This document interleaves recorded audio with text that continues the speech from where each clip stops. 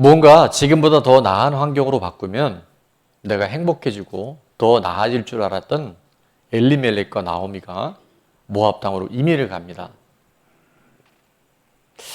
근데 그곳에서 어떤 일이 일어났어요? 남편이 죽어요. 그리고 큰아들이 죽어요. 둘째 아들이 또 죽어요. 정말 모든 것을 다 잃어버린 것 같았던 그 나오미에게 대역전의 드라마가 일어나요. 여러분, 성경에 나오는 모든 사건과 인물은 한 시대의 한 개인이 아니라 오늘 내게도 우리에게도 하나님이 동일하게 역사하신 줄로 믿습니다. 이 의식을 가질 때 그러면 흉년에 살 길을 찾아갔던 나오미가 어떻게 이렇게 반전의 역사, 역전의 놀라운 은혜가 임했을까를 우리가 나에게 적용해 보는 것이 되게 필요해요. 아멘. 자, 나오미가 어떻게 이런 일들의 주인공이 될 수 있었을까? 어떻게 역전이 일어났었을까? 그 뭐냐면 잃어버린 것에 잃어버린 것에 마음을 빼앗기지 않아요.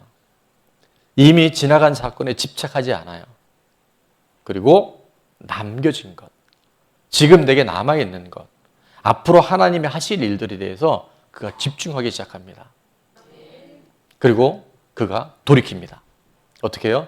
내가 참 남편이 잃고 두 아들이 잃고 면목이 없지만 그래도 그 땅 유다 베들레헴이 어떤 땅이었어요? 찬송의 떡집이라 그랬어요. 예배가 있는 곳. 내가 하나님이 살아계심을 경험할 수 있는 곳. 감사의 자리, 기도의 자리, 찬양의 자리로 그가 돌이키기 시작해요.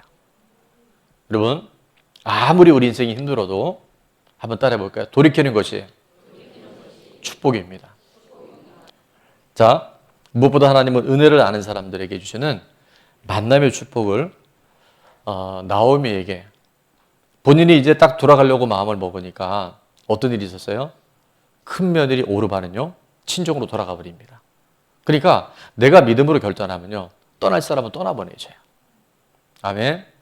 근데 내가 믿음으로 딱 결단할 때 평생을 같이 갈 사람, 영원한 하나님 나라를 같이 갈 사람은 하나님이 딱 붙여주셔요. 그래서 룻이 어떻게 해요? 어머니를 붙쫓았더라 이렇게 얘기해요. 붙쫓았다는 것은 뭐냐면 한번 따라해 볼까요? 찰싹 달라붙다.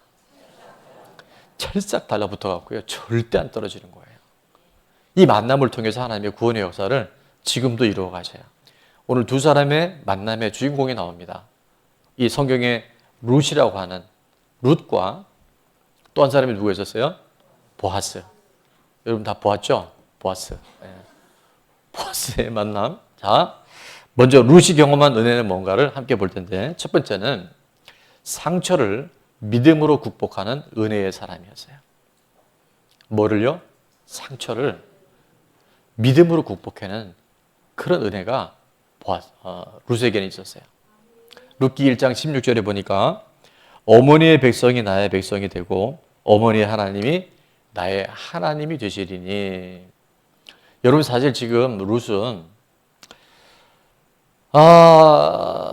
이 가정, 이 결혼을 하게 되면 행복할 줄 알았잖아요.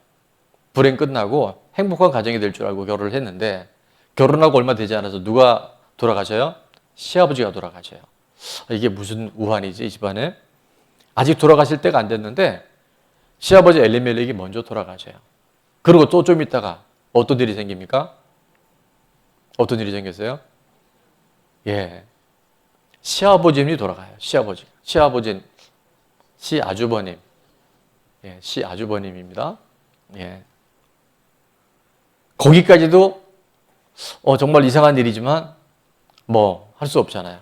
근데 좀 있다가 본인의 남편도 죽어요. 여러분, 이게 무슨 일일까요? 가정 안에 계속 죽음의 영이 타고 들어와요. 자, 지금 룻의 입장에서는 이보다 더 비참하고 이보다 더 저주받은 인생이 없을 거예요. 근데 그가 어느 날 그 어머니 나오미가 하나님 앞에 믿음으로 딱 결단하는 것을 보고 그때 그는 결단해요. 아까 우리 같이 읽었잖아요. 어머니의 백성이 나의 백성이 되고. 자, 색깔로 표시된 부분 다 같이 한번 읽겠습니다. 시작. 어머니의 하나님이 나의 하나님이 되시리니. 여러분, 아무리 상처요골이 깊고 내 힘으로 극복할 수 없는 불행이 다가올지라도 우리가 하나님을 딱 붙잡을 때, 믿음으로 결단할 때 우리는 그것을 이겨낼 수 있어요. 누가 그랬듯이? 룻이 그랬듯이. 자, 두 번째, 룻에 어떤 은혜가 임했는가? 작은 일에도 묻고 상의하는 공동체의 중요성을 아는 은혜의 사람이었어요. 아멘. 자, 모압 여인 룻이 시어머니에게 묻습니다. 나오미에게 이르되 원하건대 내가 밭으로 가서 내가 누구에게 은혜를 입으면 그를 따라서 이삭을 줍겠나이다 하니. 여러분, 그냥 나가서 룻이 이삭 주시면 돼요. 그게 아무 일도 아닌 것처럼 보여져요. 근데 룻은 어떻게 해요? 그 시어머니를 인정해요. 그리고 시어머니한테 가서 상의해요. 다녀오겠다고. 그리고 단순히 누구에게 은혜를 입으면 이삭을 줍겠나이다 하는 것이 아니라 이 룻 아내는 시어머니의 아주 중요한 것을 그는 붙잡고 있는 걸 봐요. 그게 뭐였냐면 시어머니 중보기도예요. 어머니에게 그 말씀 드리면 믿음의 사람 나오미가 그래 잘 갔다 와라 그러겠어요? 종이를 누구를 위해서? 며느리를 위해서 기도하지 않았겠어요? 아멘. 여러분, 이 소통이 되어주고 조언을 들을 줄 알고 공동체의 중요성을 아는 사람은요, 하나님이 놀라운 반전들을 예비하고 계신 줄로 믿습니다. 혼자서 얼마든지 결정할 수 있어요. 혼자든지 내가 잘할 수 있다고 생각해요. 근데 하나님은 뭐를 통해서? 만남을 통해서, 공동체를 통해서 하나님의 나라를 우리 가운데 이루어 가신 줄로 믿습니다. 자, 세 번째 롯의 의세는 뭐였냐면 하면 지금 할 수 있는 일에 최선을 다하는 은혜의 사람이었어요. 오늘 2절에 보니까 모압 여인 룻이 나오미에게 이르되 원하건대 내가 밭으로 가서 내가 누구에게 은혜를 입으면 그를 따라서 뭐예요? 이삭을 줍겠나이다. 당시에 유대 문화는 곡식을 거둘 때요, 다 거두지 않았어요. 반드시 이삭을 남겨놓습니다. 왜 그랬을까요? 가난하고 굶주리고 힘든 사람들이 굶어 죽으면 안 되잖아요. 그러니까 일정량의 이삭을 꼭 남겨놔요. 그러니까 이거는 굳이 뭐 이렇게 허락을 받고 뭐 그럴 일이 아니에요. 더 중요한 것은 지금 룻은 나이든 어머니를 봉양하기 위해서는 뭐가 필요해요? 먹을 양식이 필요해요. 아무리 믿음으로 결단하고 내가 믿음으로 살아가도요, 현실은 그대로 현실에 문제가 있어요. 내가 은혜 충만해도 집에 돌아가면 또 내가 해야 될 일이 있어요.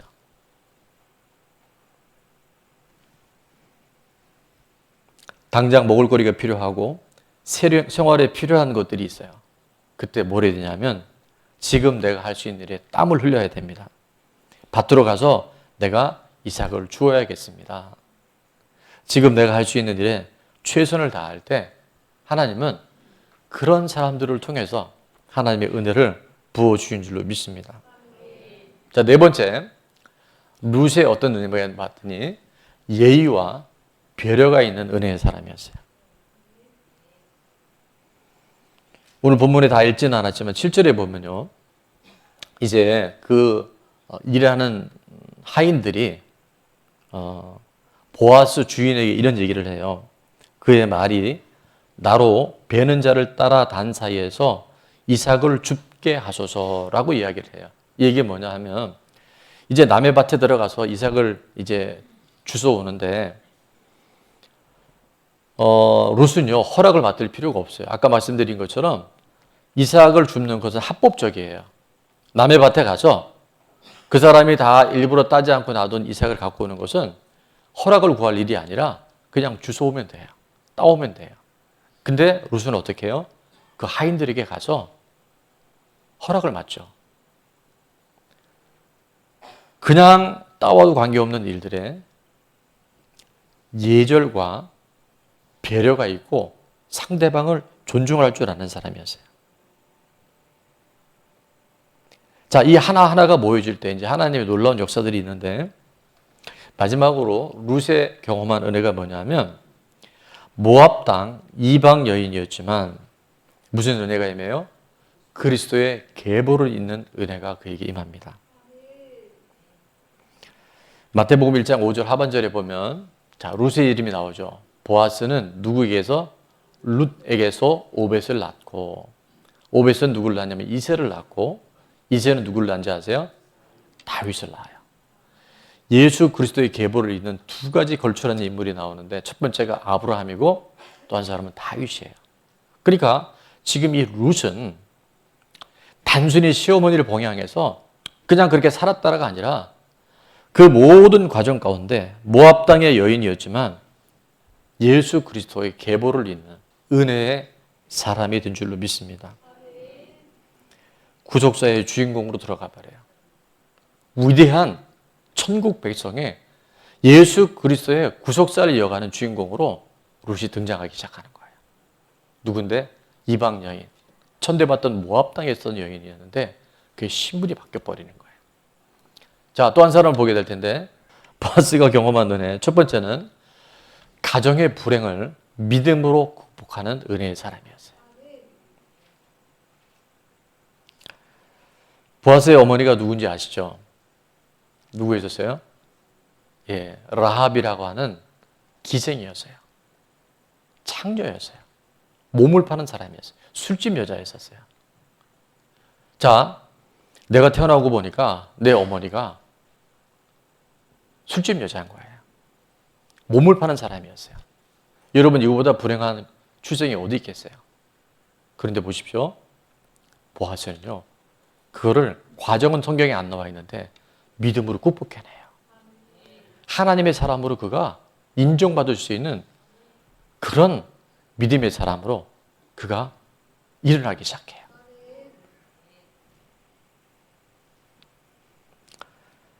자, 두 번째, 보아스가 경험한 은혜는 또 뭐가 있냐면 아랫사람에게도 친절하고 배려하는 은혜의 사람이었어요. 4절 상반절이 이렇게 되어 있습니다. 우리 다 같이 한번 읽어볼까요? 시작. 마침 보아스가 베들레헴에서부터 와서 베는 자들에게 이르되 여호와께서 너희와 함께 하시기를 원하노라 하니. 자, 보아스는 지금 주인이에요. 당시의 사환이나 하인들은 정말 별 존재감 없는 그런 사람들이었었어요. 근데 오늘 보아스가 어떻게 합니까? 그 베는 자들에게, 그냥 허드렛 일 하는 그 종들에게, 뭐에게? 여호와께서 너희와 함께 하시기를 원하노라. 그 사람들을 인정하고 배려하고 격려하고 뭐 하는 사람인지 아세요? 하나님의 이름으로 축복할 줄 아는 사람이었어요. 여러분, 이게 그냥 지나갈 일이 아닌 것은 요즘도 마찬가지지만 기업에서 우리가 오너나 상사들이 이렇게 하는 게 쉽지 않아요. 근데 보아스는 보면요, 늘 사람들에 대해서 아랫사람이라 할지라도 그들에게 친절하고 배려하고 격려하는 사람이었어요.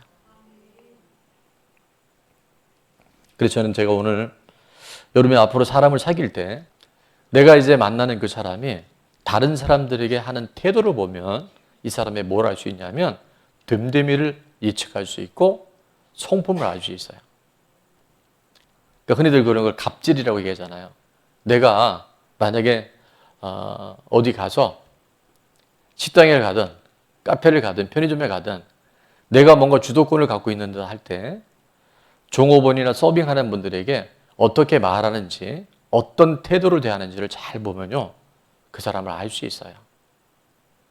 비록 그냥 서빙하는 분이라 할지라도 감사합니다, 고맙습니다, 그리고 그냥 같은 가족의 마음으로 대하는 사람들은요, 반드시 그런 사람 사귀어야 돼요.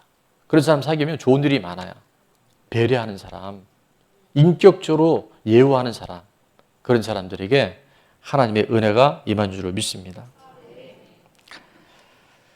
자, 보아스가 경험한 은혜 세 번째는 뭐냐 하면, 한번 따라해 볼까요? 흉년에도 예루살렘을 떠나지 않는 은혜.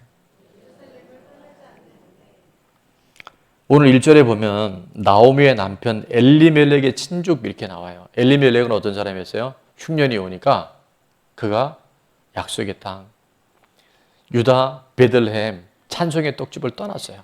그리고 결국 그는 참 비참한 인생을 마감을 했어요. 그런데 보아스는 어떤 이름이냐면 유력한 자다라고 하는 이름을 얻어요. 유력한 자다가 무슨 뜻이냐면 히브리어에 보면 깁보르라고 하는 단어를 쓰는데 한번 따라해 볼까요? 강한, 힘이 있는, 용감한, 또 성경에는 그가 부유한 지주였다라고 얘기를 해요. 보아스는 그냥 보아스가 아니에요. 그냥 본 게 아니에요. 보아스가 아니에요. 민첩하다, 재빠르다 이런 의미를 갖고 있는데 그 앞에 유력한 자라고 얘기를 해요. 여러분, 똑같이 흉년이 왔잖아요. 조그만 어려움이 왔잖아요. 그러면 엘리멜렉 같은 사람 어떻게 하는지 아세요? 자꾸 따라가요. 돈 따라가고 세상 따라가고 내 눈에 보이는 대로 따라다녀요. 근데 그 끝이 이렇게 비참하게 끝난다고 했다면 보아스는 어떻게 했어요? 보아스도 그 흉년에 그 땅에 있었다니까요. 근데 그는 떠나지 않아요. 그곳에 정착하고 뿌리를 내려요. 그리고 그곳에서 하나님의 은혜의 때를 기다려요. 그랬더니 보아스가 어떻게 됐냐면요. 유력한 지주가 되는 거예요. 보아스가 바로 유력한 사람으로 하나님 그를 기름 부으셔요. 흉년에 떠나지 않을 수 있는 믿음의 자리에 뿌리를 내릴 수 있는 저와 여러분 될 수 있기를 축원합니다. 네 번째, 보아스가 경험한 은혜는 뭐냐면 같이 한번 읽어볼까요? 공동체의 중요성을 알아 가까운 사람의 권면과 조언을 들을 줄 아는 은혜의 사람이었어요. 자, 또 얘기합니다. 룻과 보아스는 우연한 만남이 있다 아닌 것을 말씀드릴 텐데 여러분 만남은 이렇게 이루어져야 돼요. 뭔가 지금 하나님의 공통점들이 계속 발견이 되죠. 6절 7절에 보니까 배는 자를 거느린 사환이 대답하여 이르되 이는 나오미와 함께 모압 지방에서 돌아온 모압 소녀인데 자 보아스가 이 룻을 보자마자 물어본 거예요. 그냥 무시하고 가도 돼요. 별 존재감 없는 사람들이에요. 근데 보아스는요. 그 한 사람 한 사람을 소중히 여겨서 저 소녀가 누구냐고 물어보니까 지금 사환이 이 대답을 해주는 거예요. 자, 7절 말씀 다 같이 한번 읽어봅니다. 시작. 그의 말이 나로 배는 자를 따라 단 사이에서 이삭을 줍게 하소서 하였고 아침부터 와서는 잠시 집에서 쉰 외에 지금까지 계속하는 중이니이다. 아멘. 여러분, 이 룻과 보아스의 중매를 누가 한지 아세요? 사원이 했어요. 사원이 결정적인 중매 역할을 해요. 만약에 보아스가 그냥 지나갔다고 한다면 그냥 누가 하나 이삭 줍나 보다 그럴 수 있었어요. 근데 보아스는 그 아랫사람들한테도 친절과 배려를 할 줄 아는 사람이었고 그리고 또 한 소녀에게 또 관심을 갖고 누구냐고 물어봐요. 그때 이 사환이 얘기를 해주죠. 그리고 이 룻이 어떤 사람인가에 대해서 아주 자세하게 얘기하는데 지금 장점을 얘기해 주는 거예요. 그 룻이 아침부터 와서는 잠깐 쉰 외에 어떻게 해요? 지금까지 계속하는 중입니다. 그 얘기를 듣고 보아스의 마음이 감동이 되는 거예요. 이미 나오미가 왔다는 소식도 들었고 또 나오미가 올 때 홀로 오지 않고 과부가 된 룻이 어머니의 하나님이 나의 하나님이 되겠다고 하는 그 얘기까지 보아스는 알고 있었는데 사환을 통해서 이 룻의 성품이 어떤지를 지금 듣게 되는 거예요. 아멘.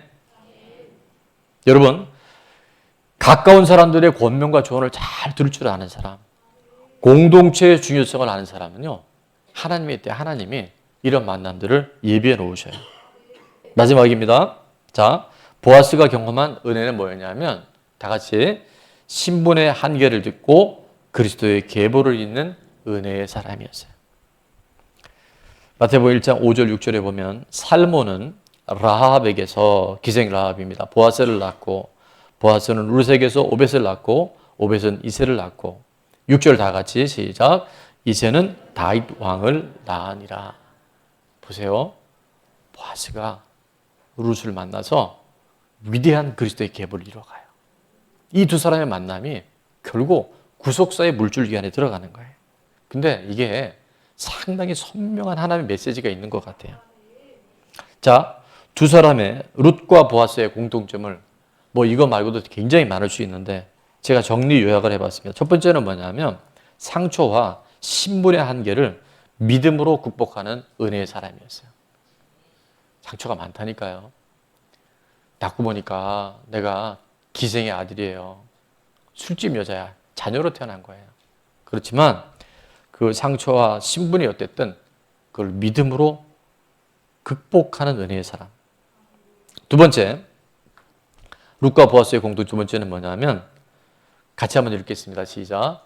공동체의 중요성을 알고 소통이 되는 사람, 조언과 권면을 들을 줄 아는 은혜.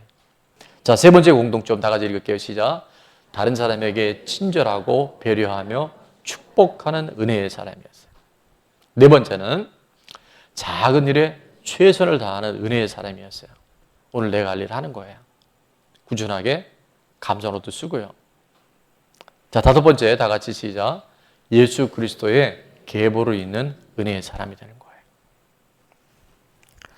자, 은혜를 아는 사람에게 주는 만남의 축복이 여기서 끝난다고 한다면 물론 메시지가 계속 들어가 있는데 행복한 만남, 행복한 결혼, 행복한 인생으로 끝난다면요. 여러분 그게 오늘 우리하고 무슨 관계가 있어요? 근데 중요한 얘기를 지금도 드립니다. 우리 믿는 사람들은요. 우리가 신앙생활하는 목적은 행복한 만남으로 끝나면 안 돼요. 그것이 뭐가 되어야 되냐면 거룩한 만남이 돼야 돼요. 거룩한 만남이라는 것은 이 땅에 잘 먹고 잘 살고 오붓하게 살았다가 아니라 자녀 잘 키워서 말년이 노년이 좋았다라가 아니라 죽음 이후의 시간. 우리 다 죽는다니까요. 올 때는 순서가 있지만 갈 때는 순서도 없이 다 죽습니다. 여러분 행복이 목적이 되면 안 돼요. 우리는 거룩이 목적이 돼야 되고 천국이 구원이 우리의 목적이 돼야 돼요. 그것이 분명할 때 오늘의 우리의 삶은 달라질 수 있어요. 자, 적용 질문입니다. 첫 번째는 다 같이 보아스와 룻을 통해 나도 비교적 잘하고 있고 누리고 있는 은혜는 무엇입니까? 10가지 중에서 나도 봐도 이 정도 내가 잘한다. 자, 두 번째는 뭐냐면 다 같이 시작. 보완하거나 노력해야 할 것은 무엇이며 누구에게 어떻게 실천해 보겠습니까? 오늘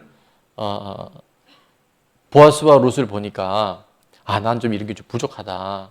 그래서 여러분 이걸 잘 성령의 도우심을 따라서 딱 결정하셔서 내가 앞으로 그러면 친절해야 되겠다. 이러면 안 돼요. 그건 적용을 잘못하는 거야. 그 남편들 보니까 아내한테 반말 막 하고 야, 너 막 이러는데 내가 내 아내를 소중히 여기고 내 남편을 소중히 여겨야 자녀들도 부모님을 소중히 여기잖아요. 무슨 얘기인지 아시겠어요? 자, 마지막 세 번째입니다. 시작.